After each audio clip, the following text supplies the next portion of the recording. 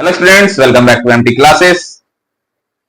आज हम लोग क्लास 9 के मोशन चैप्टर के last topic uniform circular motion को डिस्कस करेंगे। यूनिफॉर्म सर्कुलर मोशन क्लास 9 में जस्ट इंट्रोडक्टरी है। इसका डिटेल स्टडी हम लोग क्लास 11th में करेंगे। तो यूनिफॉर्म सर्कुलर मोशन है क्या, और ये बॉल हम क्यों रखे हैं? ये बॉल एक थ्रेड से बांधा गया है, और अगर इसको हम लोग मूव कराते हैं तो एक तरह का मोशन आप ऑब्जर्व कर रहे हो, चाहे हम ऐसे मूव कराएं या सीधा रख के मूव कराएं, तो आप एक मोशन ऑब्जर्व कर रहे हो। अगर हम स्पीड को मेंटेन कर लें, जो कि पॉसिबल नहीं है, तो क्या देख रहे हैं कि ये बॉल जो है एक सर्कुलर पाथ पे मूव कर रहा है। और अगर स्पीड को हम मेंटेन कर लें तो कहेंगे कि एक बॉल एक यूनिफॉर्म स्पीड से एक सर्कुलर पाथ पे मूव कर रहा है। एंड ये यूनिफॉर्म स्पीड मेंटेन करना थोड़ा मुश्किल है, तो समझते हैं इसको दूसरे एग्जांपल से भी कहां कहां हम लोग यूनिफॉर्म सर्कुलर मोशन को देखते हैं।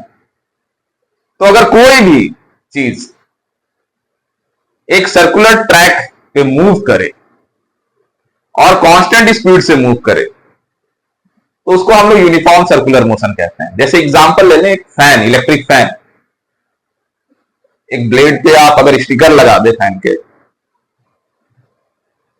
एंड पॉइंट पे और उसका मोशन को ऑब्जर्व करें, तो आप यूनिफॉर्म सर्कुलर मोशन को ऑब्जर्व करोगे। रेगुलेटर का स्पीड फिक्स कर देना है, मूव नहीं करना है ज्यादा, तो आप जो मोशन ऑब्जर्व करोगे वो यूनिफॉर्म होगा। परफेक्ट एग्जांपल है यूनिफॉर्म सर्कुलर मोशन का, क्योंकि स्पीड भी फिक्स है, मोशन भी जो आप ऑब्जर्व करोगे उसका वो हमारा एक सर्कुलर ट्रैक में ही होगा। पंखा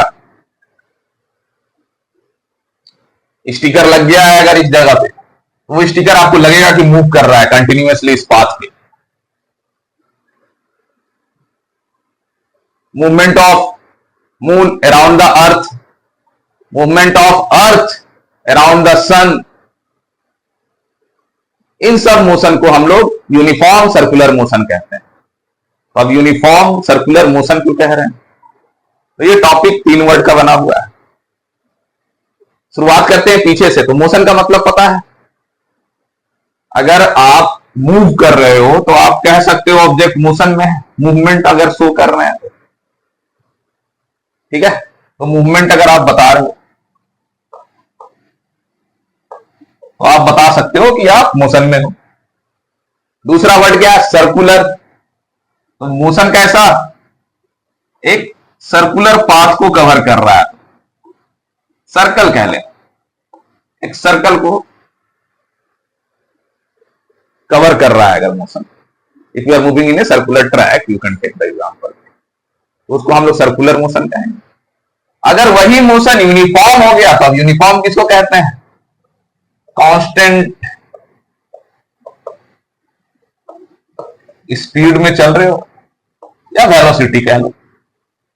तो अगर कोई ऑब्जेक्ट कांस्टेंट स्पीड से सर्कल के पाथ पे मूव करता है तो उस मोशन को हम लोग यूनिफॉर्म सर्कुलर मोशन कहते हैं।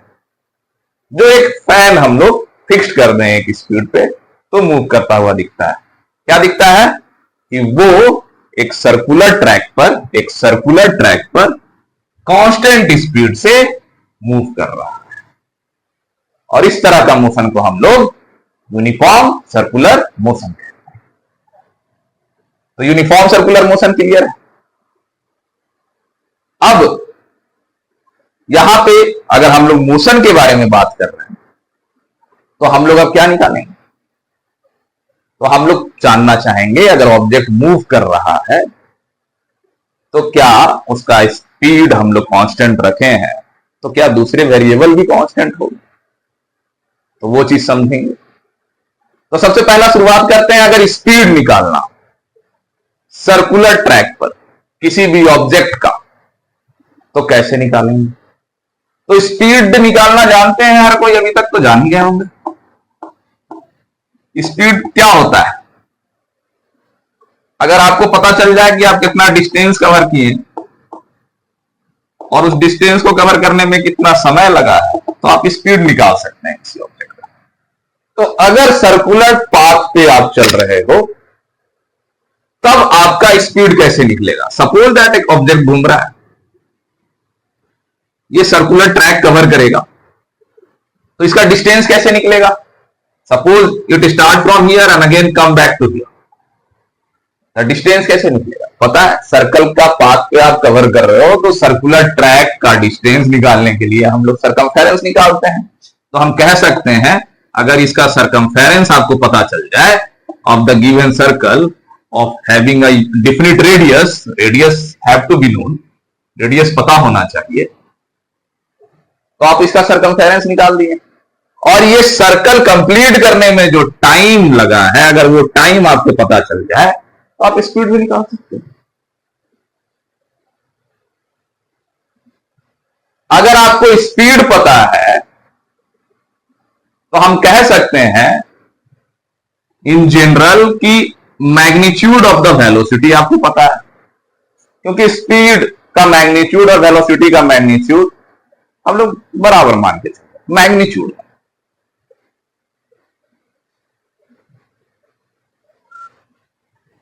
तो ये हमारा मैग्नीट्यूड ऑफ द वेलोसिटी के बारे में पता चलता है in the case of uniform circular motion.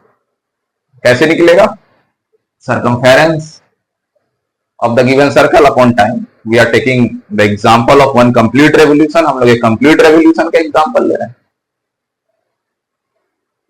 तो ये तो हो गया स्पीड, और हम लोग मैग्नीट्यूड भी मान लिए हैं कि वेलोसिटी का है। लेकिन सवाल ये आता है कि अगर स्पीड कांस्टेंट है, तो क्या यूनिफॉर्म सर्कुलर मोशन में वेलोसिटी भी कांस्टेंट रहेगा? क्या रहेगा? क्या ऑब्जर्वेशन है कि मैग्नीट्यूड तो सेम आ गया, कांस्टेंट मान के चले थे, कांस्टेंट है, मैग्नीट्यूड इज सेम। लेकिन अगर आप ऑब्जर्व कीजिए तो इसका जो डायरेक्शन है, वो डायरेक्शन जो है वो कांस्टेंट नहीं है। क्योंकि अगर ऑब्जेक्ट यहां है तो इसका डायरेक्शन इस दिशा में, यहां है तो इसका डायरेक्शन इस दिशा में। क्योंकि जब हम लोग बॉल को मूव करा रहे थे, अगर मूव करते हुए फिर से अगर आप ऑब्जर्व करें, तो क्या दिख रहा था कि एक पोजीशन पे इसको अगर हम छोड़ दें, सपोज दैट अगर बॉल यहां इस पोजीशन पे आके छोड़ दिया जाए, तो छोड़ देने से क्या ऑब्जर्वेशन होगा? तो छोड़ देने से ये ऑब्जर्वेशन होगा कि बॉल एक सीधा डायरेक्शन में चल जाएगा। अगर यहां पे छोड़ेंगे तो बॉल का डायरेक्शन ऐसा होगा, यहां छोड़ेंगे तो नीचे की तरफ होगा। अगर यहां बॉल था, यहां से अगर छूटा तो वो इस दिशा में चला जाएगा। जनरली जो वो डायरेक्शन कवर कर रहा है, वो देखोगे आप ध्यान से, तो एक टेंजेंट बना रहा है सर्कल पे। और टेंजेंट के बारे में आपको पता है कि टेंजेंट जो बनता है वो perpendicular to the radius of the circle बनता है। मेन कॉन्सेप्ट क्या है कि वेलोसिटी का जो डायरेक्शन है वो बदल रहा है। अब वेलोसिटी हमारा वेक्टर क्वांटिटी है, अगर कोई भी चीज बदलेगा तो हम बोलेंगे वेलोसिटी में चेंज आ। तो अगर डायरेक्शन भी बदल गया, इसका मतलब यहां वेलोसिटी कांस्टेंट नहीं है। तो अगर हमारा जो सवाल था, सवाल क्या था? क्या वेलोसिटी भी यहां पे कांस्टेंट होगा? तो नहीं, वेलोसिटी यहां पे कांस्टेंट नहीं होगा, वेलोसिटी चेंज कर रहा है। क्यों चेंज कर रहा है? क्योंकि इसका डायरेक्शन हर पॉइंट पे अलग अलग है एक सर्कुलर मोशन में। तो यूनिफॉर्म ही क्यों ना हो मोशन, अगर सर्कुलर ट्रैक पे चल रहा है तो उसका वेलोसिटी यूनिफॉर्म नहीं होता है। चलो यहां तक तो हो गया। अगर वेलोसिटी आप यूनिफॉर्म नहीं बोल रहे हो, तो फिर हम लोग को पता है क्या होगा? क्या होगा? तो वेलोसिटी अगर यूनिफॉर्म नहीं है तो जरूर वहां एक्सीलरेशन हो रहा है। तो एक्सीलरेशन कैसे और क्यों हो रहा है? तो एक्सीलरेशन होने से पहले हम लोग ऑब्जर्व करेंगे कि यहां एक्सीलरेशन कैसे हो रहा है और कैसे फील कर रहे हैं एक्सीलरेशन। तो फिर से इस बॉल को हम अगर रोटेट करें तो ये समझ में आएगा, क्योंकि एक्सीलरेशन समझने से पहले फोर्स समझते हैं कि अगर यूनिफॉर्म सर्कुलर मोशन हो रहा है, आप इसको मूव करा के देखिए यूनिफॉर्मली किसी बॉल को, तो फील क्या करते हैं, चाहे किसी भी डायरेक्शन में इधर से आ जाए, तो फील क्या करते हैं हम लोग कि ये जो बॉल घूम रहा है ये चाहता है बाहर भागना, लेकिन इसको हम लोग जबरदस्ती अंदर की तरफ खींचते हैं। और क्या होता है, इस उंगली में हमारा एक फोर्स लगता है। तो फोर्स किधर लग रहा है, बॉल घूम रहा है सर्कुलर मोशन में, यूनिफॉर्म ही है, but it apply a force towards the centre. तो अगर हम लोग बात करें यूनिफॉर्मली ही क्यों ना मूव कर रहा हो एक ऑब्जेक्ट किसी भी पॉइंट से, यहां हो आप या यहां हो, तो आप रेडियस के तरफ और कह लो एक तरीके से सेंटर के तरफ आप एक फोर्स लगाते हो उस ऑब्जेक्ट को उस स्पीड में मेंटेन करने के लिए और उस पाथ में चलने के लिए। तो जो सेंटर सीकिंग फोर्स है ये ऑब्जेक्ट को सर्कुलर मोशन में, यूनिफॉर्म सर्कुलर मोशन में मेंटेन करने में हेल्प करता है। और इस सेंटर सीकिंग फोर्स को हम लोग एक नाम दिए हैं जिसको हम लोग कहते हैं सेंट्रीपेटल फोर्स।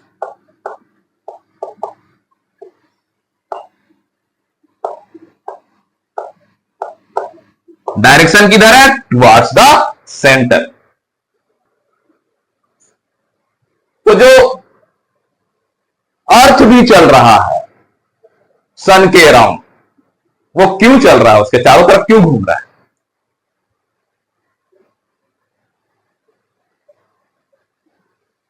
ग्रेविटी के कारण।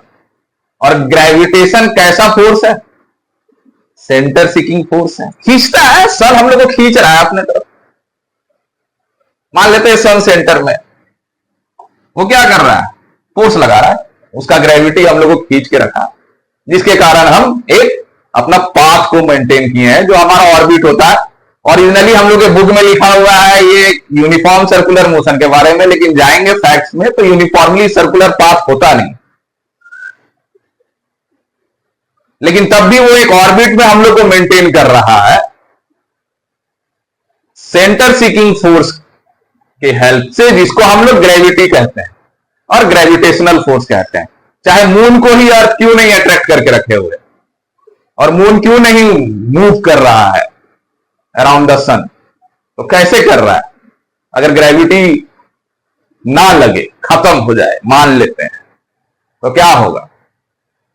जैसे बॉल गया सीधा एक दिशा में, वैसे मून भी गए, अर्थ के पास नहीं रहेगा, वो चला गया वो सीधा स्पेस में।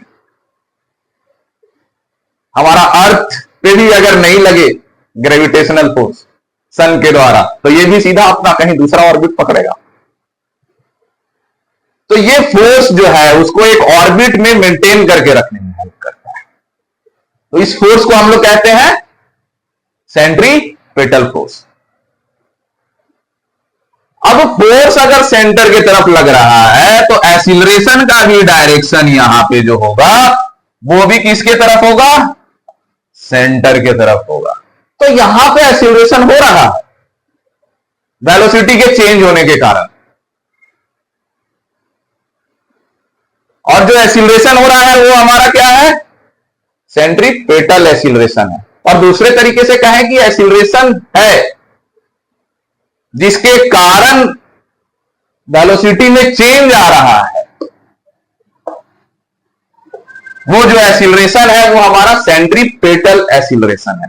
लेकिन यहां का जो एक्सीलरेशन है वो मैग्नीट्यूड नहीं बदल रहा है वेलोसिटी का, जस्ट डायरेक्शन को बदलने में है।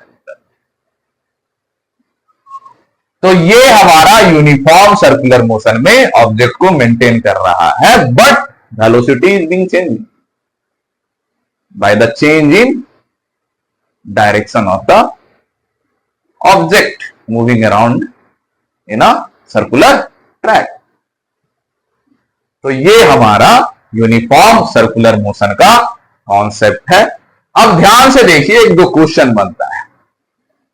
क्वेश्चन क्या बनता है कि जो एक्सीलरेशन है वो सेंटर की तरफ है और जो वेलोसिटी जो है वो टेंजेंशियल फॉर्म में है।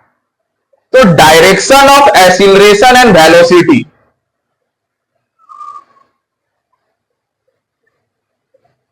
ध्यान से अगर ऑब्जर्व करोगे आप तो एक 90 डिग्री का एंगल बना रहा है। तो वेलोसिटी और एक्सीलरेशन के बीच में जो एंगल बनता है, direction of velocity and acceleration, वो 90 डिग्री का बनता है। They are perpendicular to each other in general, you can say. तो वो परपेंडिकुलर है, टुवर्ड द सेंटर है एक्सीलरेशन, वेलोसिटी टेंजेंशियल है। तो ये हमारा यूनिफॉर्म सर्कुलर मोशन का बेसिक कॉन्सेप्ट है, जो हम लोग को 9th क्लास में जानना है। बहुत सारी चीज होते हैं, एक्सीलरेशन का वैल्यू निकालने भी आता है। जनरली जो हमारा यूनिफॉर्म सर्कुलर मोशन में जो एक्सीलरेशन लग रहा है वो सेंट्रीपेटल एक्सीलरेशन ही लगता है, उसका वैल्यू भी निकाल सकते हैं हम लोग। लेकिन ये हम लोग हायर स्टडीज में पढ़ेंगे, जो कि 11th क्लास में जानेंगे हम। तो ये था यूनिफॉर्म सर्कुलर मोशन, जो हमारा लास्ट टॉपिक था क्लास 9th के मोशन चैप्टर का। नेक्स्ट टॉपिक में हम लोग नेक्स्ट चैप्टर को शुरू करेंगे, फोर्स। तो आज के लिए इतना ही। Thank you everyone for watching. Thank you.